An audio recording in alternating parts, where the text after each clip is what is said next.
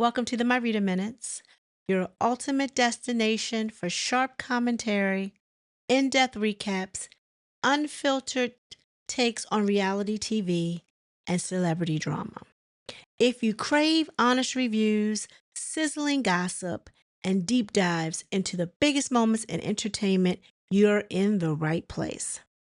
From the Real Housewives to Married to Medicine to the latest headlines on Wendy Williams, Diddy, Jay Z, Britney Spears, Taylor Swift, and more, we break it all down with insight and wit and a touch of shade. So hit the subscribe button, get comfy, and let's dive into this drama together. Today, we're going to talk about Real Housewives of Atlanta. This is episode 3, season 16. And it comes on first, and I just jotted down a couple of notes here so I could keep track of where I am in the episode. I didn't go into depth with my note taking, so bear with me. I'm going on sheer memory. So first up is Britt and Mike, and they are having a family get together. Mike has invited his family over. And it looks like they have a chef in there that's preparing lobster tail and scallops and things of that nature. Britt is walking around with a flute. I'm thinking champagne because she asked later on for the sister to walk downstairs and get another bottle. So she's walking around with a flute of champagne. Like, okay, I don't know, was production giving them like guidance on how they want to be perceived? I mean, do people walk around with flutes of champagne? I don't have her walking around like that on a regular basis, only because I'm looking at her kitchen. Nothing wrong with her kitchen. It's a nice, modest kitchen, but I've seen kitchens like Shamia's. Now, if she's walking around Shamia's house with that flute of champagne, it's more believable, right? That kitchen looks like mine. Honestly, it looks like my mom's. My mom has a bigger kitchen than I do. Um, but it looks like a regular kitchen. I'm not walking around there with a flute of champagne. Okay. And then when you listen to the little girl that's sitting down, they all sitting down ready to eat their lobster tail. She even says, this kind of fancy, ain't it? Like, this is not their regular meal. She's like, where's the tuna fish? Where's the, that's the type of seafood we used to. Where's the tuna fish? Where's the little popcorn shrimp? You know what I'm saying? I don't know. It just gives fake to me. I'm just saying. I mean, they sit down, they're talking to the sister. The sister says, "Okay, what's going on with you two? Where are you all at?" type thing. And her brother Mike pipes up and says he's ready for a baby, like tomorrow. And then Britt is like, "I want a ceremony like tomorrow." He's looking at her like, okay. It's given fake to me. Like, this doesn't really give I don't know. It's like they're playing a role. I don't know if I like Brit just yet. The jury's still out. Okay. She talks about how she's I guess mingling with the friend group. And then she picks up or specifically isolates Kenya. If Kenya gets it together, then we'll be okay, or something to that effect. But even her husband didn't even chime in on that with her. He was like, I need more scallops. Like, he didn't even want to go into that conversation. She looks at him like as if he didn't have her back. His thing was, I'm not getting into that petty mess with you. That is all you. So even he got enough sense to know that she going after Kenya. She going after the queen. Mind you, sidebar, I am not in Team Twirl. I don't know if I like Kenya. I don't dislike her. I'm not a fan. You know what I'm saying? Because I really feel like she's a mean girl. She can bring it. But I don't know if Britt want to go down that road with her. We already know how it ends up pretty much because Kenya took it too far. However, I still say that based on some of her actions, based on some of Britt's commentary up until this point, she might have provoked that. Not justifying Kenya's actions, but I'm thinking it didn't go unwarranted type thing. Just saying. Anyway, they talk. In her confessional, they ask her, they heard that she dated Rick Ross. She's like, yeah, that was a long time ago. That was my past. Girl, stop with the fakeness. I can't get past her talking. Is that a front? Is she like, does she really talk like that? Because that's annoying. You know what I mean? I don't know. I could really skip past this part, but it's a part of the show, so I'm gonna commentate on it. So she said, yeah, that was a part of my past. She said, but when I met my husband, he gave real man, like husband material. I'm going to leave that right there. She asked the sister, because she walked downstairs with her, so they can get some more champagne, and they're having a conversation. And she goes into some of her background, how she doesn't really have a good relationship with her sisters. It all came about, I think, when I guess her dad, um, I guess she talks about how she got into the insurance business. And I'm paraphrasing. I think she said something about her dad had a $2 million policy in case something ever happened to him, but her mom was not able to get it because at the time, I think he was transitioning from one job to another. So I'm assuming she wasn't eligible for that policy anymore, which made her get into the insurance business. And I want to say her dad was in the insurance business too, but it made her want to get into the insurance business. Her and her sister, so she opened up an agency. However, based on, I guess, business is business, she said one of her sisters didn't like the way she was running the company or didn't want to listen to her or some type of thing, and the other one was pretty much lazy. Again, I'm paraphrasing, like, she got real, um I wanna say she said got complacent or something. Anyway, she had to fire her, so and then she sold the company. I don't know, her storyline is all over the place. Like, I don't know, she sold the company, does she still have the company? Is she still an insurance agent? Thought she sold the company. Did she sell it? Did she still have it? I don't know. I'm confused. Okay. So the next scene is Portia and Kelly. They meet out for lunch. And I have to say that the drink that Portia had, her Hennessy margarita, it looked good, but I'm not a brown liquor person. I really don't like brown liquor. But it looked good, right? So Kelly comes in and she's taking it real easy because she's like, they want to, I guess, hash things out. And I guess Portia wanted to get to know Kelly a little better. She was like, and I think she even told her, she was like, you have like different personalities. And she said, and I don't know any of them. And then in Portia's confessional, she was like, she has different personalities, loud, louder, and louder. And so Kelly was like, what? And so in her confessional, her thing was like, well, if I have different personalities, ain't no difference than her having a lot of different men. Okay. So we already know how Kelly feels about Portia, right? Okay. So basically they talk about how that whole topic came about when her, Shamia, and Britt were at lunch. And she basically said, I just asked you, like, why did that woman why did Portia take that woman's husband? And she said, Shamia basically said, if you have any other questions, you need to ask Portia. But I didn't hear the part where she said, you need to ask Portia at my birthday party. That's not what she said. However, she did pull her to the side at the birthday, before her birthday party got started, on the day of the birthday party. But I don't think it was meant for her to ask the day of the birthday party. Her thing is, if you have any other questions to ask about Portia, ask Portia. She didn't say to make sure you ask her at my birthday party. Why would she do that? Why would she even want that type of drama at her birthday party? Come on, get out of here. Anyway, Portia kind of took, well, didn't take too kindly to her saying that my best friend asked you to ambush me at her birthday party. And her thing was, well, she has told me to actually, she said, you were coming for what I was giving, or something to that effect, Kelly was saying. She was like, of course, I was coming to have a good time at a birthday party.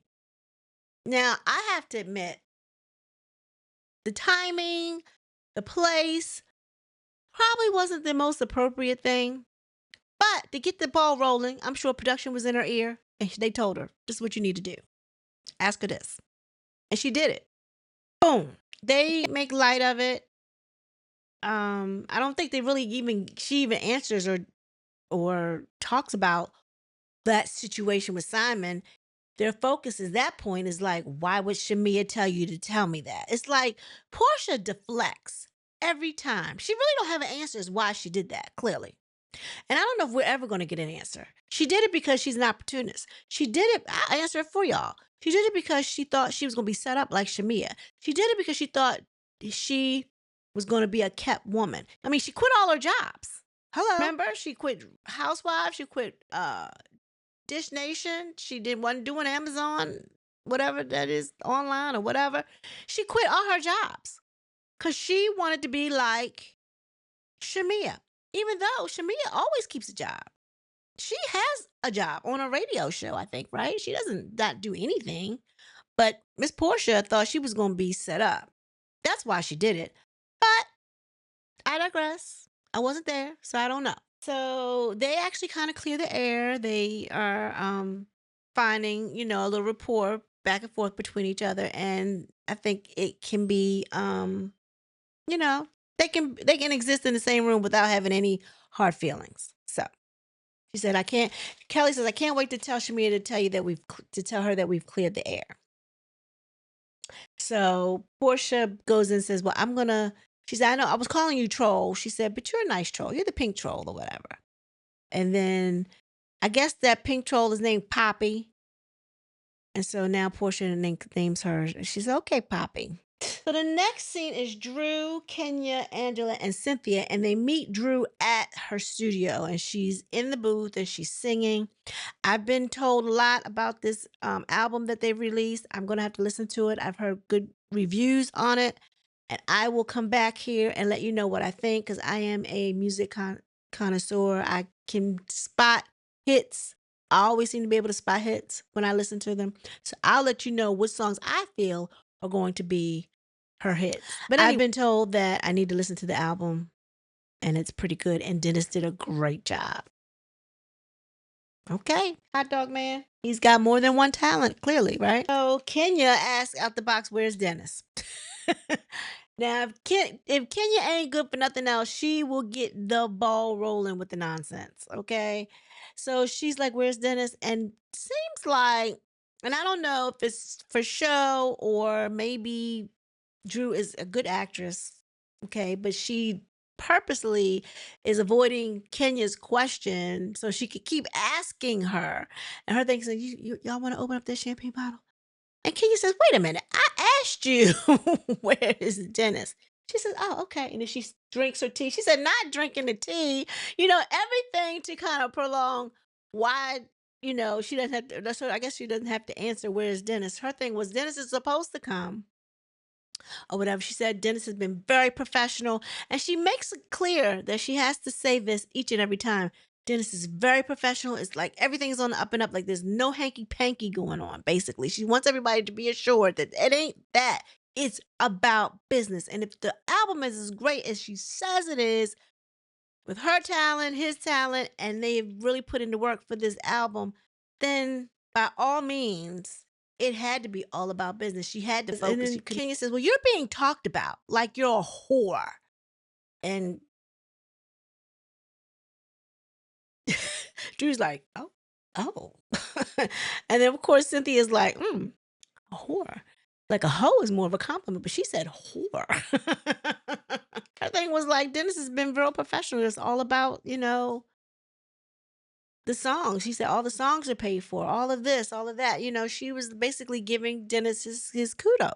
So Kenya goes into, it's kind of wrong for her not to have told Portia told Portia or asked Portia in advance to work with her baby daddy.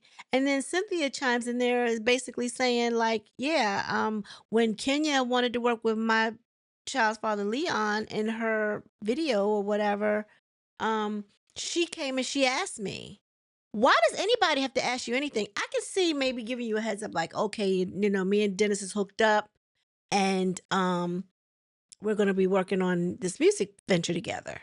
That's all she really had to say. She don't have to ask her for permission because they're two adults. They can do what the hell they want to do. That's not Portia's husband. Yeah, it's her baby daddy, but it's not her husband, and they're not together. And Portia, y'all seem to forget, Portia's married to somebody else. Hello?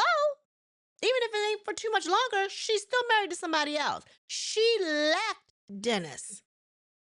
Y'all remember the iconic photo that they put on Instagram? It was Portia, her hand on um Simon's chest, and Dennis was standing right next to her. Hello? I remember. I think it was on Mother's Day, to be honest. Okay. Anywho, I digress. So they're going in on her telling, talking about, that she was wrong for not doing that. So then Angela pipes up and she talks about how her and Shamia, she thinks they got off on the wrong foot and she wants to correct that. She wants to clear the air. She said because she doesn't really like having things like that in her midst or whatever. I'm paraphrasing. I don't know what she said, but she basically talking with Shamia and talking to her so they can hash whatever squabble they had out, because the last time they were together it was her, Drew, and Shamia, like when they went to go work out, things didn't go over too well. So she wants to address that. The next scene, they had like a little sentimental scene with Shamia and her sisters. And basically they were just talking about Shamia's family, uh, I guess trials and tribulations. I don't know how to really phrase it. With Shiloh being in the condition that she's in, and they're saying, "Don't worry about Shiloh. Shiloh's a good baby. She's always happy. She doesn't even realize that she has these, issues or problems. So don't worry about it. Even though she's, um, I guess she's challenged, physically challenged. But she, and I guess Shamia is talking about how she spreads herself between Shiloh and Shia.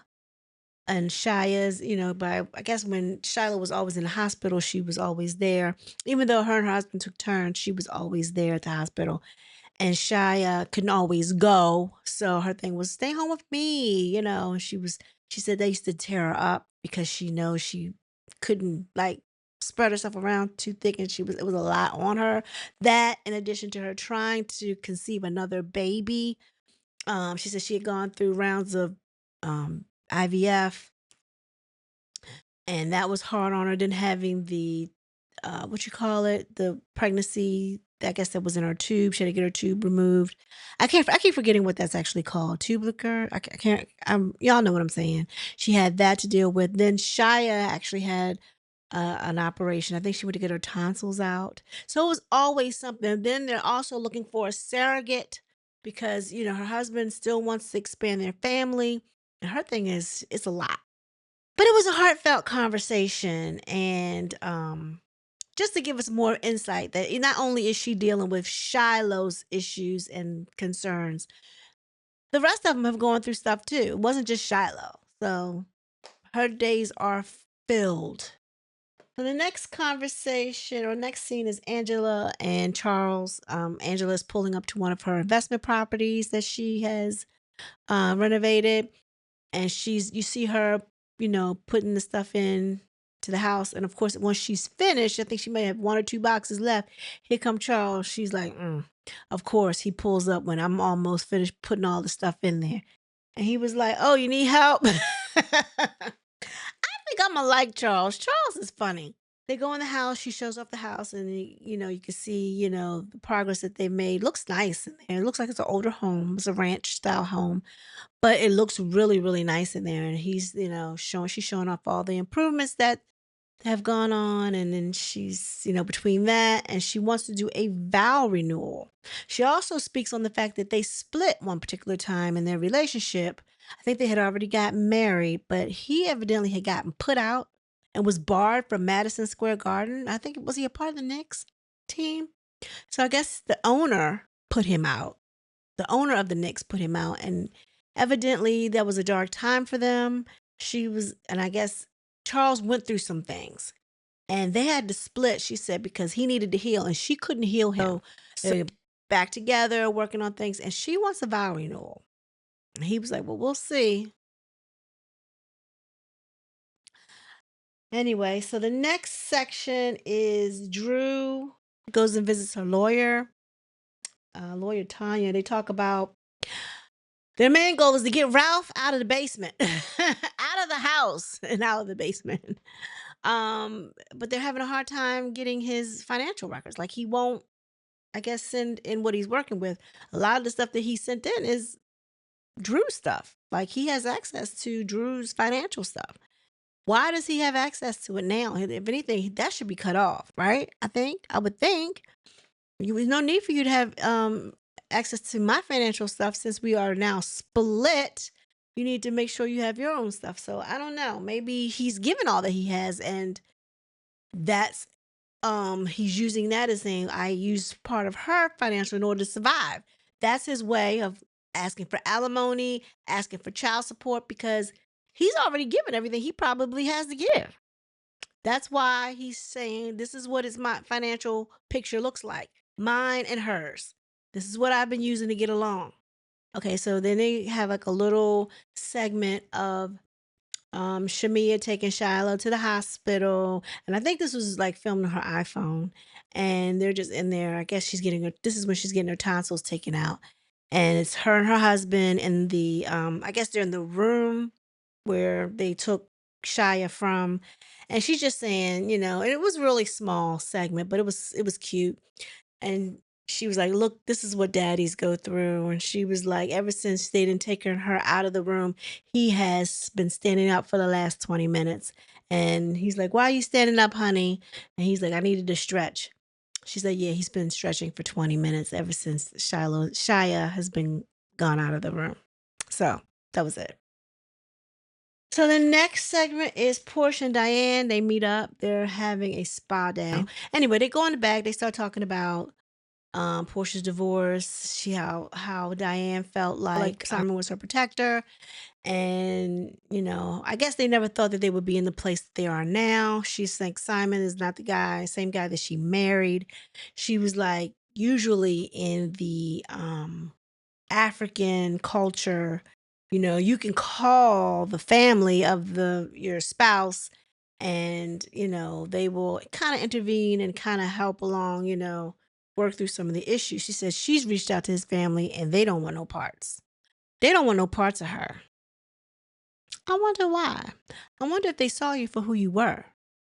Or maybe Simon has informed them of what's gone down and how that whole thing transpired. Now, if the people in his family from Nigeria or wherever they are located, even if they're here in the US, they saw how that stuff went down, Portia. What would make you think they wouldn't want to even be involved in that what it looks like? You've been married to him for a whole 15 months, not even a good 2 years, and now you're trying to take the house that he purchased himself by himself because your name ain't nowhere on the house. And then you put him out, and his kids have nowhere to go. Need I go on? Portia, this is not a good light. I don't care how you try to frame it. I don't care if you got your mom in the scene with you or not. That's not what you're going to do. Again, they deflect. And she goes into talking about Shamia. Again, I don't know where they're going with this, but she was like, Shamia's offered to take her out, because of what she's been going through, to cheer her up, to make sure, she's healing properly. You're not going to know if you're healed unless you're around other people. And her mom's like, okay, yeah. And then she goes in and talks about how the other people, all they're doing is talking about her. And her mom is like, well, why is Shamia coming back telling you what other people are saying about you? How is that healing? I don't understand that. Like, She says, you have to be careful about the dog that carries the bone. Well, wait a minute, Miss Diane. Pump your brakes. Because then Portia goes into, well, I think Shamia found it in her in a place where she had to defend me. And she did. And I'm tired of Shamia defending her. Matter of fact, it better not be no more episodes with Shamia defending Portia, because Portia don't. You can't defend any of those actions. Honestly, they're not defendable. From the time she got with Simon to the time she's divorced Simon, even the whole ordeal with how she filed for paperwork. In her words, it was to enforce the prenup. That was the only way that you could enforce that, is to file for divorce, because that was the only time it came into play. To put him out and she could stay in the house until the house is either sold or what have you. That I didn't like the fact that they're trying to already shape Shamia into being this two-faced, not her friend type thing. Like, and then she goes, I know, I'm not going to say anything because I know y'all been friends for years, blah, blah, blah, blah, blah. But you need to watch. Miss Diane, we're not doing that. We're not doing that. We're not deflecting. Let's talk about your daughter. Let's talk about her and why she's in the predicament that she's in. Let's talk about that. So the next thing is, the next scene is Kelly's event that she has with, is it Balmain? I don't know. It's a designer house. And she goes to their store. I think it's in Phipps Mall, next door to Lenox, if you're familiar with the Atlanta area. And they close it out to, it's a fundraiser that she done. It's a Mommy and Me themed event. And you see her on the phone calling Portia. And she's like, hello, hey. And Portia's like, who's this? Rude. She said, this is Kelly. And then she talks about, what she's having. And she says, okay, thank you for inviting us. We'll be there. Blah, blah, blah. She really don't want to be there, but she got to do what she got to do. So Kelly talks about this event is to put a spotlight on a disease called OI. And it's for, I guess, children when they have brittle bones. I guess adults can have them too, but this is in relation to, I guess, to children have brittle bones. Anyway, 3 of her children have this disease. And she says she was in Baltimore at the time. And she says she had taken, I guess, Chanel, her daughter, to the emergency room.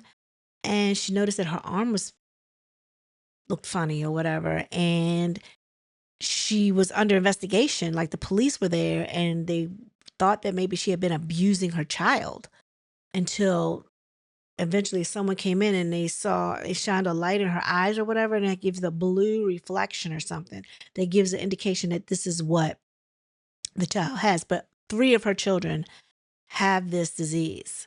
And she said that was scary. She said, the medical professionals were treating her really mean until they found out what the actual issue was. Can you sue for being treated really mean? I don't know. Just saying.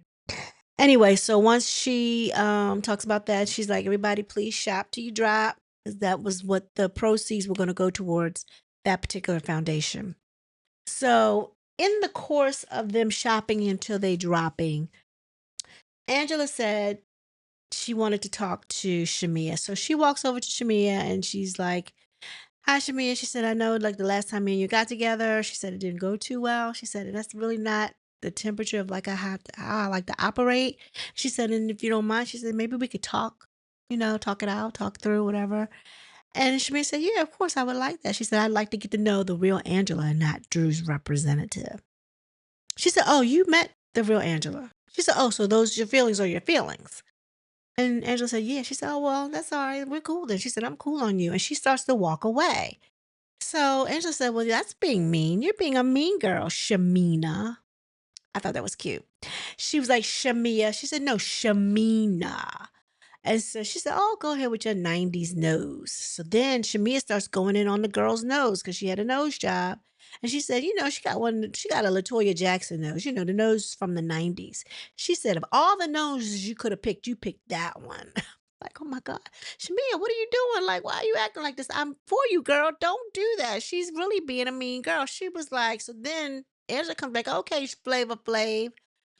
Now, I know that some people, when she said Flavor Flav, was like, whoa, because she did not go into detail as to why she meant or why she even called her Flavor Flav, because I would have been insulted. Like, why are you calling me someone that's unattractive? Because Shamia is not, by all means, unattractive.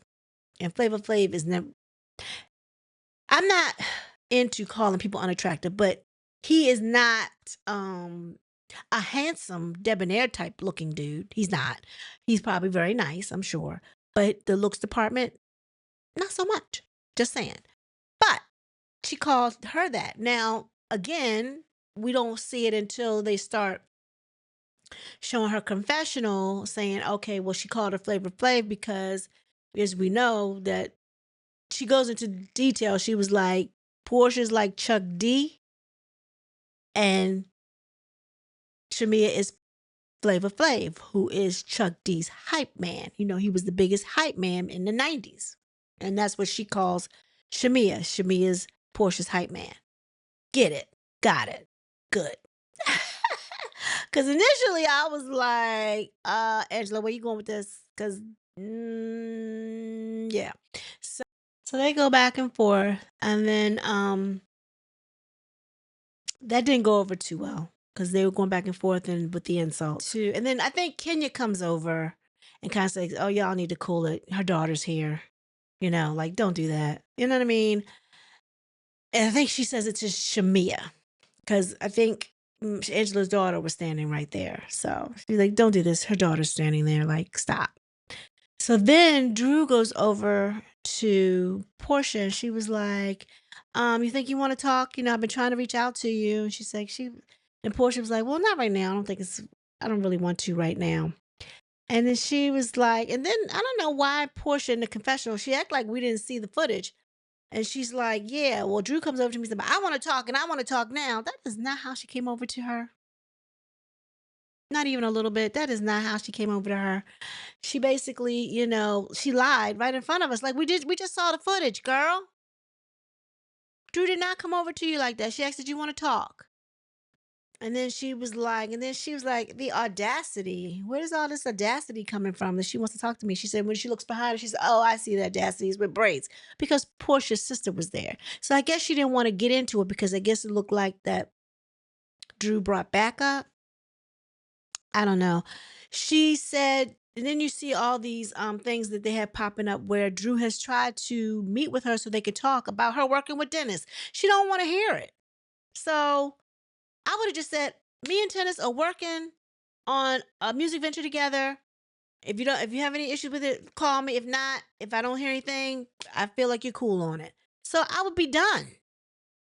I ain't gonna keep chasing you to talk to you and you're not trying to make yourself available. Or we have something set, then you come back and you cancel.